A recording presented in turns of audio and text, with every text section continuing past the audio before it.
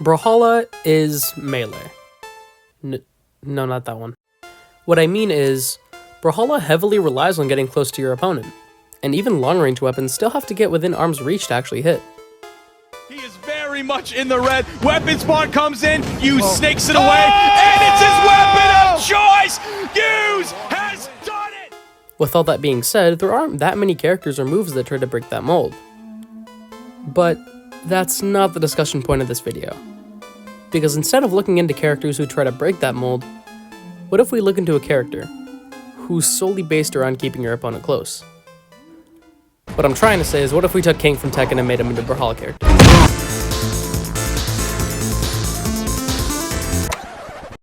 Okay, listen. Yes, the title is a bit of a stretch, but Tezca is the closest thing Brawlhalla has to a grappler, so you're gonna have to hear me out on this.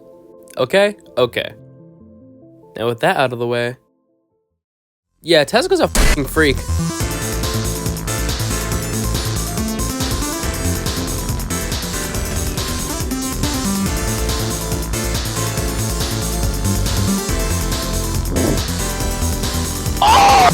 Tezca is undeniably the best Battle Boots legend in the game, with his name also being in contention for best gauntlets character in the game. With his weapon combo being heavily string-based, Tezca can basically run with his opponent anywhere he likes, with one of his weapons having this exact property in mind. You see, when Scythe was first introduced into the game, the developers chose to give it a new tech called active input, meaning in the middle of an attack, you could change your stick direction to change the outcome of your move. For Scythe, this design allowed you to choose where your opponent went. But for Battle Boots, Tezca gets to choose exactly where he puts himself, allowing him to basically be stacked on you at all times, which can be detrimental to weapons that don't have any stacked options. Pair this type of weapon with another already dominant weapon in the 2v2 space, and you get a character that's not only a major threat in the 1v1 mode, but also a phenomenal threat in the 2v2 space as well, with many 2v2 tournament highlights featuring Tezca. Does hit, but Sandstorm's not in range to be able to get the follow-up. D-line recovery, and he drops the D-line recovery, and Boomy gets hit. And the D-line down, and Fozzy gets Boomy off the top. Sandstorm now in the 1v2 after an incredibly clutch turnaround. You drop one combo, and Fozzy punishes you for it. Deep. The cheap combo. D-line now he drops the You can't afford that drop. You cannot afford that drop. Sandstorm gets a second shot at life. He gets the side air, destroying his side air. And Fozzy off of the drop is now in the 1v2. Is that it? The Sarah hits it. Sandstorm clutches it. 1v2 after Fozzy almost brings it back, and they knock. What's also interesting about Tezca is his amount of tournament play. Comparing him to a character like Thea, we can see he's been played in tournaments by a number of top-tier competitors, and is made for one of the greatest BCX sets of last year. But, despite all I've said, there's no real uniqueness to this character. The past 3 videos I've made have been about characters or moves that are vastly different from the rest of the cast. So what makes Tezca so special? I mean, come on, he's not even close to being as unique as Yumiko, let alone Thea or Arcadia. He doesn't even have a projectile sig like Thatch. What even makes this guy unique? What are we talking about here? What am I even doing? Why am I making this video?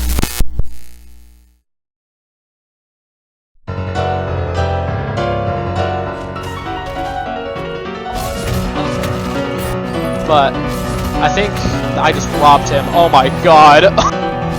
No! Exit killed? Hey man, are you trying to win? Oh. No. Tezca might have the most oppressive offstage kit in the entire game. Gauntlets is easily top 2 best weapons for offstage, just behind Scythe, and Battle Boots with its ability to carry opponents wherever he wants, is also an incredibly difficult weapon to fight offstage. But his weapon combo isn't what solely makes Tezca scary. Characters like Core, Loki, or Taros all have weapon combos that would be difficult to fight off stage. So what exactly makes Tezca stand out?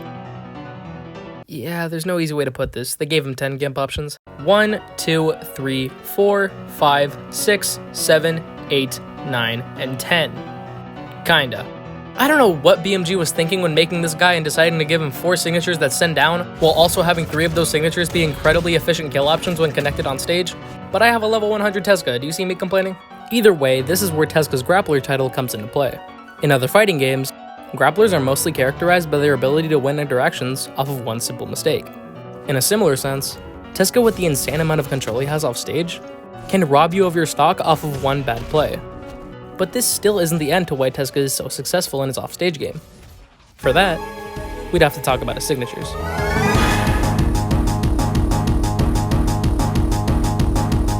Because for most other spiking moves, the player stays stationary as they send their opponent downwards. For what they are, these type of moves are fine. They give you leeway into thinking about your next move, and give you stage control in a 2v2 environment. However, Tezca is a freak, and has two of his most reliable gimp options take him off stage, with one of them having the ability to shift directions mid-air to catch an opponent off guard.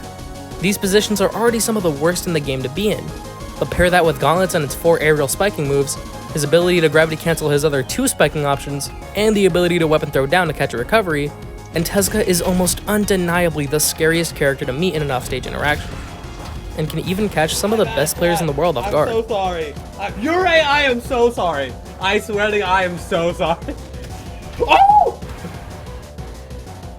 That is the reason he's so terrifying, as well as why he's unique. The punishment Tezca gives you off of one bad decision is one of the most devastating amongst the cast. The idea that at any moment, if you fumble against a Tezca player, you are liable to lose your whole stock, and potentially the entire game. And all I've said about him off stage isn't diminishing his onstage presence either, as he also has some of the strongest kill options out there, with his Gauntlet side signature in particular having one of the highest force dumps in Brawlhalla, and can kill opponents as early as yellow on some stages. And with 2 of his signatures having active input, Tezca gets to play even more into his Grappler playstyle.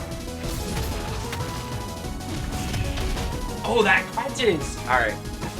They're also pretty funny for getting reversals too. But before we get to the end of this section, there are a bunch of Tezca interactions that I think deserve their own mention. So we're gonna speed through these real quick.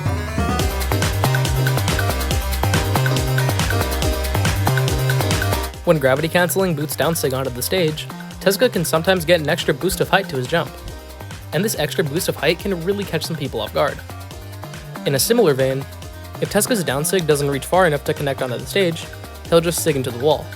But this actually has some jank of its own. Because of the way Tezca's grab works, you can sometimes grab people through the wall and drag them beneath the stage. This interaction also works with his Gauntlet side sig. Because of Gauntlet's down sig being able to change direction midair, Tezca can actually touch the wall with his down sig. But this isn't the janky part. See, when a player gets caught in this wall down sig, instead of shooting them down normally, it does literally no force. Even at higher kill percents, it will not kill. This is mainly an issue on Miami Dome due to its long walls, but this can happen on almost every map. This one isn't really unique to Tezca, but I still think it's funny.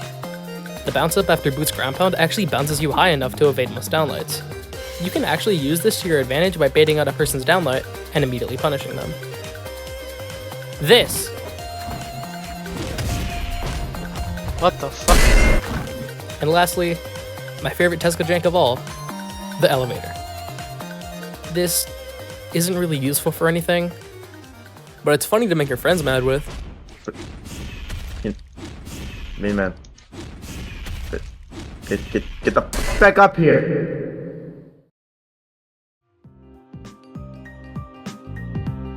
No matter which way you slice it, Tezca is a staple of Brawlhalla.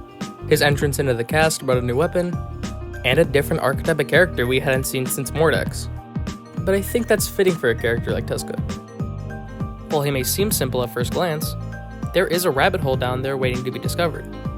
And if you want to watch more videos deep diving into these type of characters, like and subscribe. I'll always be making content if these videos do well.